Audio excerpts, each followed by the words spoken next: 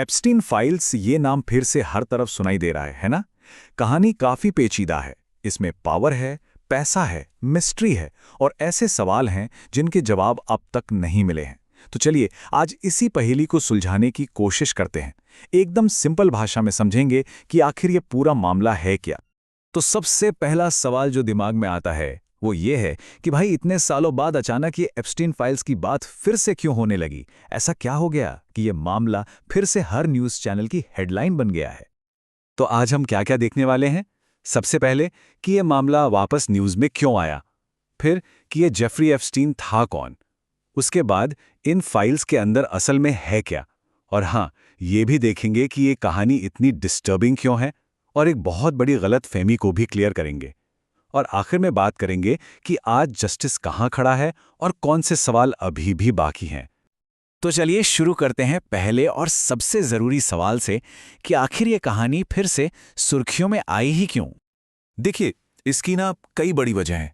सबसे पहली बात तो ये कि कोर्ट ने खुद ऑर्डर दिया कि ट्रांसपेरेंसी के लिए इन सील्ड डॉक्यूमेंट्स को पब्लिक किया जाए। और फिर जब इन फाइलों में बड़े बड़े नाम सामने आए, पॉलिटिशियंस, रॉयल फैमिली के लोग, अरबपति, तो जाहिर है सबका ध्यान इस पर गया।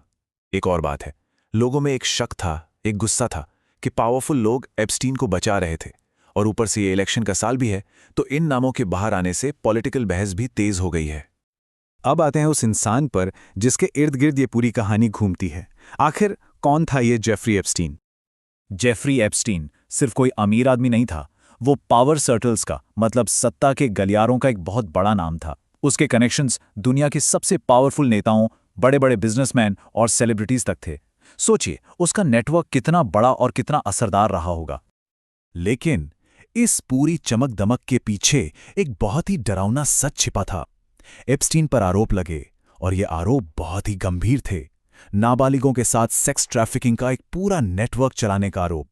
जब 2019 में उसे अरेस्ट किया गया तो पूरी दुनिया में जैसे भूचाल आ गया। लेकिन कहानी यहीं रुकी नहीं। कुछ ही टाइम बाद जेल के अंदर उसकी मौत हो गई। ऑफिशियली तो इसे सुसाइड बताया गया, लेकिन उसकी मौत को लेकर आज भी बहुत कंट्रोवर्सी है और सवाल उठते रहते हैं। तो चलिए अब समझते हैं कि ये एप्स्टीन फाइल्स आखिर हैं क्या, जिनका इतना जिक्र हो रहा है। इन डॉक्यूमेंट्स में ऐसा क्या है? देखिए, ये जो फाइल्स हैं ये कोई एक किताब या रिपोर्ट नहीं है। ये हजारों पन्नों का एक पूरा कलेक्शन है। इसमें क्या क्या है? कोर्ट के डॉक्यूमेंट्स हैं, ईमेल्स हैं, लोगों की गवाहियां हैं और हाँ, फ्लाइट लॉग्स भी हैं।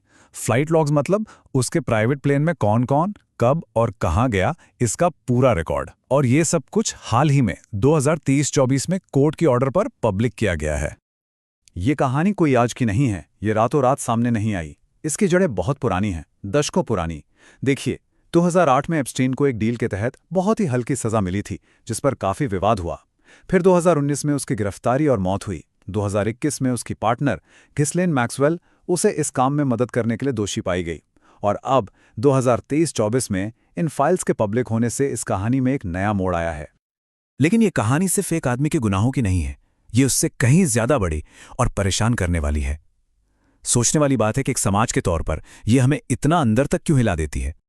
वो इसलिए क्योंकि ये हमारे सिस्टम की कुछ बहुत कड़वी सच्चाइयों को आईना दिखाती है।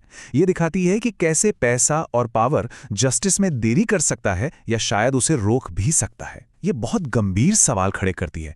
क्या अमीर और पावरफुल लोगों के लिए कानून अलग होता है? ये हमारे लीगल सिस्टम की कमियों को उजागर करती है। और सबसे दर्दनाक बात कि जो विक्टिम्स थे उन्हें अपनी बात सुनाने के लिए सालों बल्कि दशकों तक इंतजार करना पड़ा। अब एक बहुत बहुत ज़रूरी बात, एक ऐसी गलतफहमी जो इन फाइल्स को लेकर सबसे ज़्यादा फैली हुई है, उसे समझना ज़रूरी है। बात यह है कि किसी का किसी से कनेक्शन होना और किसी का अपराधी होना, ये तो बिल्कुल अलग अलग चीज़ें हैं। आजकल सोशल मीडिया पर क्या चल रहा है? अरे फाइल में नाम आ गया मतलब वो पक्का गुनहगार है। लेकिन सच इससे बिल्कुल अलग है। देखिए, कोई दोषी है या नहीं, ये फैसला सिर्फ और सिर्फ अदालत करती है।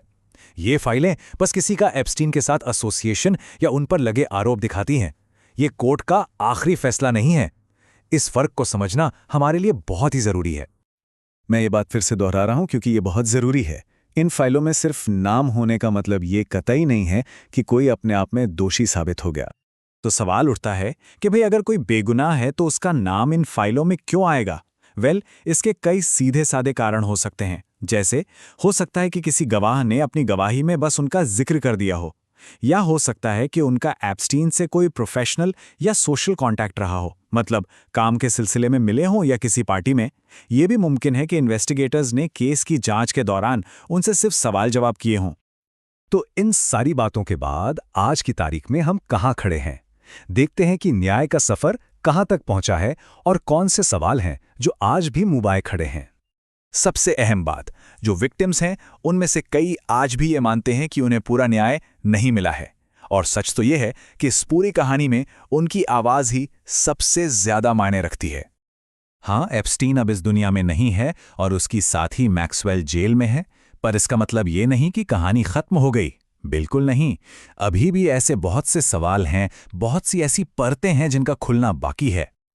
और आखिर में ये पूरी कहानी हमें एक बहुत ही बुनियादी लेकिन गहरे सवाल के साथ छोड़ जाती है